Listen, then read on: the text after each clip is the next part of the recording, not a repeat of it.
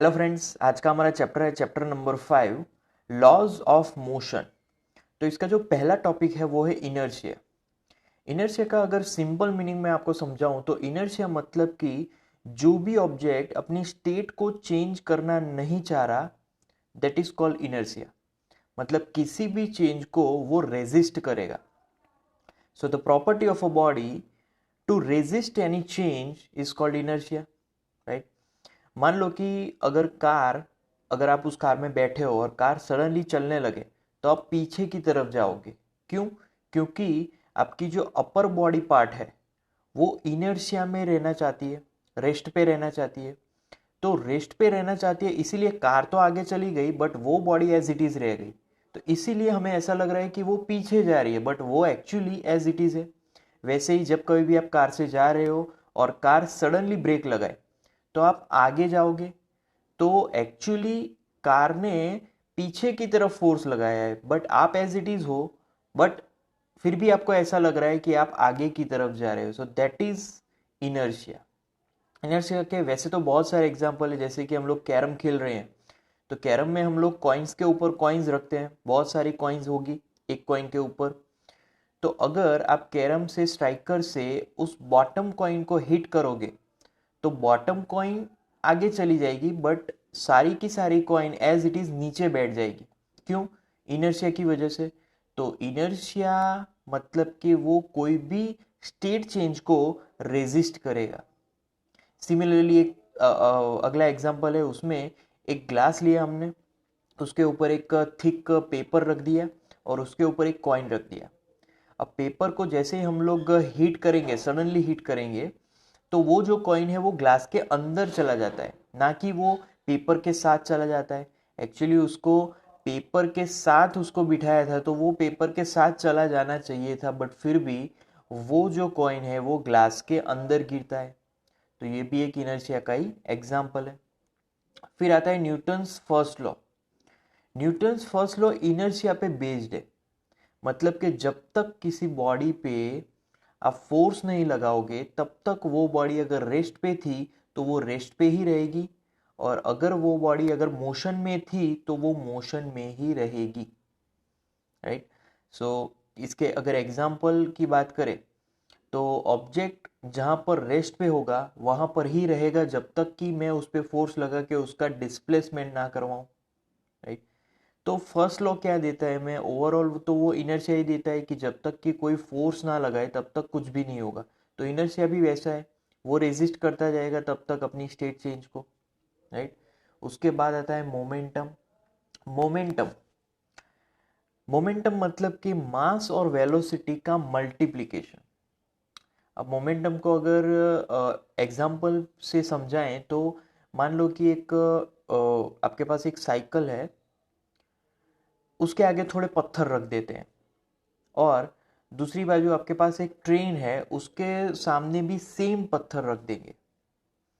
अब साइकिल और ट्रेन दोनों की एक ही वेलोसिटी है, एक ही मैग्नीट्यूड है, एक ही मैग्नीट्यूड से वो आगे बढ़ रही है। दोनों की 20 मीटर पर सेकेंड है, राइट। तो आगे पत्थर है दोनों के सेम अमाउंट के, तो कौन आगे निकल जाएगा और कौन रुक जाएगा? तो ऑब्वियसली साइकिल रुक जाएगी। क्यों? क्योंकि ट्रेन का जो मास है वो बहुत ही मैसिव है। मास ज्यादा होने की वजह से ट्रेन आगे चली जाएगी, इसीलिए उसका मोमेंटम भी ज्यादा है। तो यहां पर मैंने जो एग्जांपल दिया वहां पर वेलोसिटी कांस्टेंट थी, दोनों में वेलोसिटी सेम थी, बट मास चेंजेस की वजह से ट्रेन आगे निकल गई। वैसे ही अगर एक बुलेट है, मैं आप पर थ्रो करके फेंकूंगा या फिर आपको गन फायरिंग से मारूंगा, तो बुलेट तो वही है, बट यहाँ पर अभी वेलोसिटी चेंज होने के कारण उसका मोमेंटम चेंज हो रहा है। तो थ्रो करके बुलेट को मारना ज़्यादा अच्छा रहेगा क्योंकि उसका मोमेंटम कम है, और गन फायरिंग में वेलोसिटी ज़्यादा होने की वजह से उसका मोमेंटम ज़्यादा हो जाएगा। तो मोमेंटम एक वेक्टर क्वांटिटी है और उसका ऐसा यूनिट, मतलब उसकी फॉर्मूला पर से p is equal to mass into velocity, right. ये वेक्टर क्वांटिटी है तो वेक्टर लिख देते हैं। अब मास मतलब किलोग्राम एंड वेलोसिटी का यूनिट है मीटर सेकेंड इनवर्स, राइट। फिर आता है Newton second law of motion. तो न्यूटन का सेकेंड लॉ मतलब कि किसी भी ऑब्जेक्ट पे अगर फोर्स अप्लाई होगा तो वो फोर्स कितना होगा, वो फोर्स एग्जैक्टली उतना होगा कि जब उसका लीनियर मोमेंटम टाइम के हिसाब से चेंज हो। मतलब कि किसी भी ऑब्जेक्ट पे फोर्स डिपेंड करेगा उसके लीनियर मोमेंटम के टाइम पे, राइट। तो यहाँ पर उसकी अगर फॉर्मूला लिखे तो F is proportional to delta P upon delta T, right. तो जैसे जैसे लीनियर मोमेंटम चेंज होगा, चेंज जितना ज्यादा होगा लीनियर मोमेंटम का उतना ही फोर्स ज्यादा होगा। और उल्टा भी बोल सकते हैं कि टाइम जितना कम होगा उतना फोर्स ज्यादा होगा। लीनियर मोमेंटम का चेंज जितना ज्यादा होगा उतना भी फोर्स ज्यादा होगा, राइट। तो ये सेकेंड लॉ ऑफ मोशन है। और इसका जो डेरिवेशन है, सेकेंड लॉ ऑफ मोशन का जो डेरिवेशन है, सो यहाँ पर F is equal to, now proportionally remove कर दिया, इज इक्वल टू आ गया, इज इक्वल टू साइन तो एक कांस्टेंट लेके आएगा, बट यहाँ पर वो कांस्टेंट की वैल्यू है 1, सो हमारी फॉर्मूला वही की वही रह गई, delta P upon delta T. अब पी की फॉर्मूला थी P is equal to M V, right. तो ये यहाँ पर रखेंगे तो F is equal to delta M V upon delta T, right. तो F is equal to M तो कांस्टेंट है तो M delta V upon delta T. अब ये जो फॉर्मूला मिली delta V upon delta T, ये है एक वेलोसिटी का change with respect to time. तो ये फॉर्मूला मतलब कि हम लोग एक्सेलरेशन लिख सकते हैं, that is nothing but acceleration. So force is equal to m a, ये है हमारा सेकेंड लॉ ऑफ मोशन का result. Force is equal to mass into acceleration, right. Then आता है इम्पल्स। इम्पल्स मतलब कि ये एक प्रकार का चेंज ऑफ मोमेंटम है, delta P is equal to force into time, तो इसको बोलेंगे इम्पल्स। इम्पल्स मतलब फोर्स और टाइम इंटरवल का multiplication, that is called impulse. तो उसके हिसाब से उसकी यूनिट तो न्यूटन इनटू सेकेंड, और यहाँ पर डेल्टा पी है तो मोमेंटम का भी यूनिट लिख सकते हैं, kilogram metre second inverse, right. तो ये जो भी इम्पल्स है, इम्पल्स मतलब क्या, इम्पल्स एक फोर्स है जो कि एक बॉडी पे एक्ट होगा बहुत ही शॉर्ट इंटरवल टाइम के लिए। जैसे कि बैट्समैन सिक्स लगाता है तो वहां पर बैट और बॉल के बीच बहुत ही शॉर्ट टाइम होगा फोर्स इंटरेक्शन का। जैसे कि कोई फुटबॉलर फुटबॉल किक करता है, वहां पर बहुत ही कम टाइम है फोर्स एक्ट करने के लिए, right. So that is called impulse. Impulse को समझने के लिए आपने क्रिकेट मैच देखा होगा, तो जो फील्डर है वो कैच करने के लिए ऐसे हाथों को पीछे ले जाता है, राइट। ऑलवेज वो हाथों को पीछे ले जाएगा, क्यों, क्योंकि वो एक्चुअली क्या कर रहा है, अपनी फोर्स को, मतलब कि फोर्स का जो फॉर्मूला है वो तो हम लोग पढ़ चुके हैं, F is equal to delta P upon delta T, right. तो वो हाथों को पीछे ले जाकर ये टाइम बढ़ा रहा है। टाइम बढ़ाने से क्या होगा, फोर्स कम होगा, फोर्स कम होने की वजह से उसके हाथ में दर्द कम होगा। अगर वो अपने हाथों को स्टिल रखेगा तो यहाँ पर टाइम क्या होगा, टाइम बहुत ही डिक्रीज हो जाएगा। अगर टाइम घट जाएगा तो फोर्स बहुत ही ज़्यादा होगा और उसके हाथों को डैमेज भी हो सकता है। तो इसीलिए आपने देखा होगा कि फील्डर ऑलवेज कैच करते समय अपने हाथों को पीछे ले जाता है, क्यों, जिससे टाइम बढ़ जाए और टाइम बढ़ने से फोर्स कम हो जाए। फिर आता है third law of motion, very famous law, to every action there is equal and opposite reaction। अगर इस लॉ को आपको महसूस करना है तो आपको अपने एक पंच जो है अपनी दीवार पे लगाना है, राइट। जितना जोर का पंच होगा उतना ही आपको दर्द ज्यादा होगा, जितना स्लाइट पंच होगा उतना ही आपको दर्द कम होगा। सो यहाँ पर एक्शन और रिएक्शन दोनों ही एक दूसरे के ऑपोजिट है और इक्वल मैग्नीट्यूड होंगे। तो आपको पंच लगाते समय दो बार सोचना होगा कि कितना जोर से पंच लगाए, राइट। तो ये है थर्ड लॉ। मान लो कि हमारे पास एक दो ऑब्जेक्ट है ए और B, right, this is A and this is B. तो ए बी पे जितना फोर्स लगाएगा उतना ही बी ए पे फोर्स लगाएगा, तो F A B it is vector quantity is equal to minus vector F B A, क्योंकि दोनों की डायरेक्शन अपोजिट है, दोनों के मैग्नीट्यूड सेम है, डायरेक्शन अपोजिट है, इसीलिए यहाँ पर नेगेटिव साइन आएगी, राइट। तो यहाँ पर उसी का एग्जाम्पल दिया है, राइट। तो frame of reference, now frame of reference मतलब क्या कि यहाँ पर मान लो कि कोई एक कार है, राइट, वो जा रही है और आप प्लेटफॉर्म पे खड़े हो, तो आपको वो कार जाती हुई दिखेगी, मोशन में दिखेगी, बट अगर आप खुद उस कार से जा रहे हो तो आपको वो कार रेस्ट पे लगेगी। सो that is the importance of frame of reference. तो फ्रेम ऑफ रेफरेंस के भी दो टाइप्स है, राइट। तो first is inertial frame of reference. यहाँ पर हम लोग जो भी ग्राफिकली इंडिकेट करेंगे वो 3 कोऑर्डिनेट सिस्टम में ही करेंगे, राइट। तो inertial frame of reference, inertial frame of reference मतलब कि reference moving with constant velocity और at rest with respect to the ground is called inertial frame of reference. So in this frame Newton's law of motion are valid, for example the earth. तो यहाँ पर जो भी object constant velocity या फिर rest पे है उसी को इनर्शियल फ्रेम ऑफ रेफरेंस में हम लोग काउंटिंग करेंगे। फिर non inertial frame of reference, तो जो भी फ्रेम ऑफ रेफरेंस एक्सेलरेटेड है उसको non inertial frame of reference बोलेंगे। न्यूटन्स लॉ ऑफ मोशन में ये वैलिड नहीं है, non inertial frame of reference is for example rotating frame, right. तो देन स्यूडो फोर्स, तो स्यूडो फोर्स जब कभी भी न्यूटन्स लॉ ऑफ मोशन हम लोग अप्लाई करेंगे non inertial frame of reference में, तब जो फोर्स निकल के बाहर आएगा दैट इज स्यूडो फोर्स। सो ये जो फोर्स है उसकी कोई एग्जिस्टेंस ही नहीं है।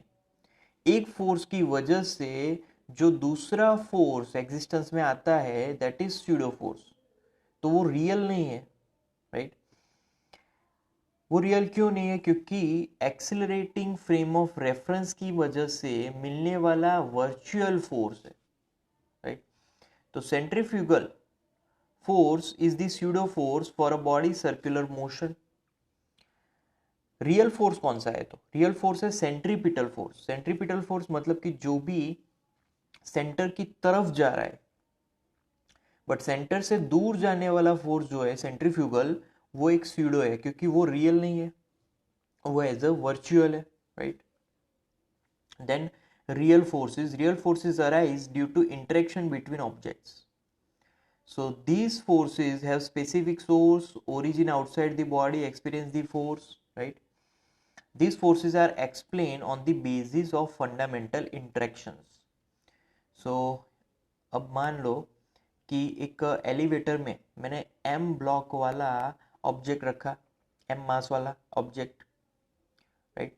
तो अगर एलिवेटर डाउन जा रहा है विथ कांस्टेंट एक्सेलरेशन ए, तो वहां पर फोर्स कितना होगा? तो यहाँ पर मान लो कि एक्सेलरेशन ए जा रहा है नीचे की तरफ, तो सूडो एक्सेलरेशन ऊपर की तरफ लगेगा, मतलब कि ए ऊपर की तरफ, और जी तो ऑलवेज नीचे की तरफ ही लगता है, तो ये दोनों अपोजिट हो गए। तो इसीलिए n is equal to M G minus A होगा, राइट, क्योंकि दोनों अपोजिट है, इसीलिए सब्ट्रैक्शन। अब यहाँ पर for non inertial frame of reference is for example from the lift, first of all from the ground, ground के हिसाब से, फ्रॉम द लिफ्ट के हिसाब से भी n is equal to M G minus A होगा, राइट। बट मान लो कि अगर लिफ्ट ऊपर की तरफ जा रही है ये एक्सेलरेशन, तो सूडो एक्सेलरेशन लगेगा नीचे की तरफ, और हमारा ग्रेविटेशन तो पहले से ही नीचे की तरफ है, अब दोनों एक ही डायरेक्शन में है, तो तब n is equal to M G plus A हो जाएगा, क्योंकि एक ही डायरेक्शन में है। So that is pseudo force. तो मोमेंटम, मोमेंटम एक मास और वेलोसिटी का ही मल्टीप्लिकेशन है, आगे जो जो हमने पढ़ा। It is denoted by small p, it is wrongly written here, capital P it is written, but actually symbol is small p, momentum. फिर आता है कंजर्वेशन ऑफ मोमेंटम। कंजर्वेशन मतलब कि before process momentum and after process momentum remains constant. Simple. Before process, after process, momentum remains constant. So conservation means to remain constant. Conservation means to remain constant. तो momentum का constant रहना उसको बोलेंगे conservation of momentum. तो इसीलिए initial momentum of the system is equal to final momentum of the system. मान लो कि मेरे पास एक बॉम्ब है, राइट. ये बॉम्ब एक्सप्लोड होने के बाद उसके 3 फ्रेगमेंट्स हो रहे हैं. तो इनिशियली बॉम्ब एक्सप्लोड होने से पहले तो रेस्ट पे था. रेस्ट पे मतलब कि P इज इक्वल टू 0 था.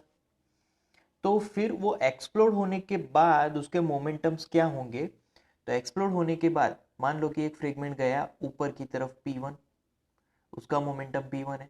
एक मोमेंटम इस तरफ गया, उसका मोमेंटम P2 है, दूसरा फ्रेगमेंट. और तीसरा फ्रेगमेंट Z एक्सिस में जा रहा है. तीसरे का है P3. तीनों फ्रेगमेंट्स हमें ऐसे मिल रहे हैं. बट अगर तीनों का मैं वेक्टर सम करूं P1 plus P2 plus P3, of course they are vector quantities, right. तो यहाँ पर वेक्टर, तो तीनों का सम 0 होगा. ऐसे ही एक्सप्लोजन होने वाला है क्योंकि बिफोर उसका जो मोमेंटम है वो 0 था बिफोर एक्सप्लोजन. तो आफ्टर एक्सप्लोजन भी मोमेंटम 0 रहने वाला है. फिर आता है इक्विलिब्रियम ऑफ पार्टिकल. हाँ यस, वन. हाँ, example of conservation of momentum जैसे कि recoil of gun on firing a bullet. जब किसी गन को आप फायर करोगे तो वो गन पीछे की तरफ आती है. क्यों? क्योंकि बुलेट आगे की तरफ जा रहा है. तो मोमेंटम अगर आगे की तरफ है तो उतना मोमेंटम पीछे की तरफ भी लगेगा. इसको बोलेंगे conservation of momentum. Backward movement of a boat when a person jumps out of it. Boat में से अगर पर्सन जंप करेगा तो मोमेंटम लग रहा है पीछे की तरफ और पर्सन आ गया आगे की तरफ. तो दोनों ऑपोजिट मोमेंटम हो, मतलब कि कंजर्वेशन हुआ. Upward motion of rocket due to downward motion of exhaust gases. अब देखा होगा रॉकेट से बहुत ही आग निकलती है जब वो इनिशियली टेक ऑफ करता है, राइट. तो वो एक्चुअली गैस को एग्जॉस्ट करके डाउनवर्ड डायरेक्शन में मोमेंटम दे रहा है कि जिससे एज अ नलीफाई इफेक्ट वो रॉकेट ऊपर की तरफ उठता है, मतलब कि उसका उतना ही मोमेंटम ऊपर की तरफ मिल रहा है. तो ये भी एक कंजर्वेशन ऑफ मोमेंटम का एग्जाम्पल है. Then equilibrium of particles. Equilibrium of particles मतलब कि मान लो कि एक पार्टिकल पे बहुत सारे फोर्सेस एग्जर्ट हो रहे हैं और सभी फोर्सेस का अगर मैं वेक्टर सम करूं तो आंसर मुझे 0 मिल रहा है. That is called equilibrium of particle. मान लो इस ब्लॉक पे फोर्स लग रहा है. एक फोर्स है राइट हैंड डायरेक्शन में और दूसरा सेम फोर्स है लेफ्ट हैंड साइड डायरेक्शन में. तो vector F1 and vector F2. तो अगर ये पार्टिकल मूव नहीं हो रहा है इसका मतलब ये हुआ कि vector F1 plus vector F2 is equal to 0. तो इसको बोलेंगे इक्विलिब्रियम ऑफ पार्टिकल्स क्योंकि यहाँ पर फोर्सेस नलीफाई हो रहे हैं. तो इक्विलिब्रियम मतलब कि अगर कोई पार्टिकल इक्विलिब्रियम में है और फोर्स लग रहा है तो वो या फिर रेस्ट पे हो सकता है या फिर वो यूनिफॉर्म मोशन से आगे बढ़ रहा है, मूव हो रहा है, राइट. फिर आता है इक्विलिब्रियम अंडर कॉन्करेंट फोर्सेस. तो सेम एग्जांपल यहाँ पर अप्लाई होगा. अगर मान लो कि किसी ऑब्जेक्ट पे 3 फोर्सेस अप्लाई हो रहे हैं और फिर भी उसका मोशन कांस्टेंट है, कांस्टेंट वेलोसिटी से जा रहा है या फिर वो रेस्ट पे है, तो forces are like vector F1 in this direction, vector F2 in this direction और vector F3 in this direction which is Z direction. तो तीनों का वेक्टर सम 0 हो जाएगा. फिर आता है फ्रिक्शन. तो फ्रिक्शन मतलब कि it is property due to which force is set up at the surface of contact of two bodies preventing any relative motion between them, right. तो फ्रिक्शन में हम लोग चल पा रहे हैं क्योंकि हमारे जो बॉटम सरफेस है और जो ऊपर की अर्थ सरफेस है दोनों के बीच में फ्रिक्शन हो रहा है. पर्टिकुलर बैलेंसिंग फ्रिक्शन है, इसी वजह से हम लोग इजीली चल पा रहे हैं, राइट. फ्रिक्शन की वजह से गिर भी जा सकते हैं क्योंकि कम फ्रिक्शन होगा तो वहाँ पर गिर सकते हैं। अगर हमारी जो फ्लोरिंग है वो बहुत ही पॉलिश्ड है तो कम फ्रिक्शन की वजह से हम लोग गिर सकते हैं, right. Show cause of friction, irregularities of two surfaces get interlocked, restricting the motion when one body moves or tend to move over the other body। तो फ्रिक्शन क्यों होता है? दो बॉडी के बीच ऐसे इंटरलॉक हो जाता है कि जिससे वो एक दूसरे से फिट हो जाए, तो इसी वजह से फ्रिक्शन होता है। तो फ्रिक्शन के दो टाइप है, sliding friction and rolling friction, right. तो whenever body slides or tends to slide over the surface of another, that comes into play is called sliding friction। is for example, मान लो कि आप अगर slide कर रहे हो, मतलब जैसे कि वो आइस हॉकी आपने देखी होगी, तो वहाँ पर ऑलरेडी स्लाइडिंग फ्रिक्शन हो रहा है क्योंकि वहाँ पर फ्रिक्शन कम है, तो इजीली वो लोग स्लाइड हो सकते हैं, right. So it is opposing the force that comes into play when a body tend to slide over the surface of another, that is static friction। फिर आता है dynamic friction। तो it is opposing the force that comes into play when a body is actually sliding over the surface of another body, right। तो यहाँ पर ऊपर था slide कर रहा है ऑब्जेक्ट बॉडी, राइट, और यहाँ पर भी स्लाइड कर रहा है over the surface of another body. Dynamic friction is also kinetic friction. तो फिर स्टैटिक और काइनेटिक दोनों में फर्क क्या है? स्टैटिक फ्रिक्शन तब लगता है जब ऑब्जेक्ट रेस्ट पे है and it is about to move, और काइनेटिक फ्रिक्शन तब लगता है कि जब ऑब्जेक्ट पहले से ही मोशन में है, राइट। तो the maximum value of static friction that comes into play when a body is just on the point of sliding is called limiting friction. मतलब कि जब कभी भी बॉडी जस्ट अबाउट मोशन में ही आने वाली है, रेस्ट में से मोशन में ही आने वाली है, तो वो जो मैक्सिमम वैल्यू है स्टैटिक फ्रिक्शन का, that is called limiting friction. So laws of static friction, right. तो पहले तो स्टैटिक फ्रिक्शन पे, स्टैटिक फ्रिक्शन जब लग रहा है तब जो फोर्स होगा that is called F S. F S is equal to mu S into N, and mu S is coefficient of static friction. Capital N, that is normal reaction। Normal reaction always works perpendicular to the surface। Mu s, right, coefficient of static friction। So limiting force of static friction किन चीज़ों पे depend करता है? तो पहले तो nature of material of the surface in the contact, simple उस पे ही डिपेंड करेगा कि जो भी सरफेसेस कांटेक्ट में है उनका नेचर कैसा है।